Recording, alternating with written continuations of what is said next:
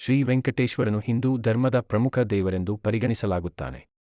ತಿರುಪತಿಯಲ್ಲಿ ಸ್ಥಾಪಿತವಾಗಿರುವ ವೆಂಕಟೇಶ್ವರ ದೇವಾಲಯವು ಜಗತ್ತಿನ ಅತ್ಯಂತ ಪ್ರಸಿದ್ಧ ತೀರ್ಥಕ್ಷೇತ್ರಗಳಲ್ಲಿ ಒಂದಾಗಿದೆ. ವೆಂಕಟೇಶ್ವರನನ್ನು ಶ್ರೀನಿವಾಸ, ಬಲಾಜಿ ಅಥವಾ ಗೋವಿಂದ ಎಂಬ ಹೆಸರಿನಲ್ಲಿಯೂ ಆರಾಧಿಸಲಾಗುತ್ತದೆ. ದೇವರನ್ನು ವಿಷ್ಣುವಿನ ಅವತಾರವೆಂದು ಹಿಂದೂ ಧರ್ಮದ ಪುರಾಣಗಳು ವಿವರಿಸುತ್ತವೆ. ಅವರು ಕಲಿಯುಗದಲ್ಲಿ ಭಕ್ತರನ್ನು ರಕ್ಷಿಸಲು ಹಾಗೂ ಧರ್ಮವನ್ನು ಸ್ಥಾಪಿಸಲು ಪ್ರತ್ಯಕ್ಷರಾಗಿದ್ದಾರೆ ಎನ್ನುವ ನಂಬಿಕೆಯಿದೆ. ವೆಂಕಟೇಶ್ವರ ದೇವಾಲಯವು ತಿರುಮಲ ಬೆಟ್ಟದಲ್ಲಿ ಸ್ಥಿತವಾಗಿದ್ದು 7 ಬೆಟ್ಟಗಳ ದೇವರಾಗಿ ಪ್ರಸಿದ್ಧಿ ಹೊಂದಿದೆ. ಈ ದೇವಾಲಯವು ದೇಶದ ಪ್ರಾಚೀನ ಹಾಗೂ ಶ್ರೀಮಂತ ದೇವಾಲಯಗಳಲ್ಲಿ ಒಂದಾಗಿದೆ.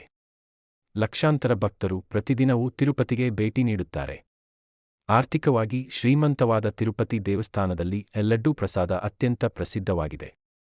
ಪೌರಾಣಿಕವಾಗಿ ವೆಂಕಟೇಶ್ವರನು ಲಕ್ಷ್ಮೀದೇವಿಯ ಪ್ರತಿರೂಪದ ಪದುಮಾವತಿಯನ್ನು ವರಿಸಿದರು. ಈ ಸಂದರ್ಭವೆಂದರೆ ದೈವೀ ಶಕ್ತಿ ಮತ್ತು ಮಾನವೀಯ ಪ್ರೀತಿ ನಡುವೆ ಸಮತೋಲನವನ್ನು ಸಾಧಿಸಿದ ಕ್ಷಣ.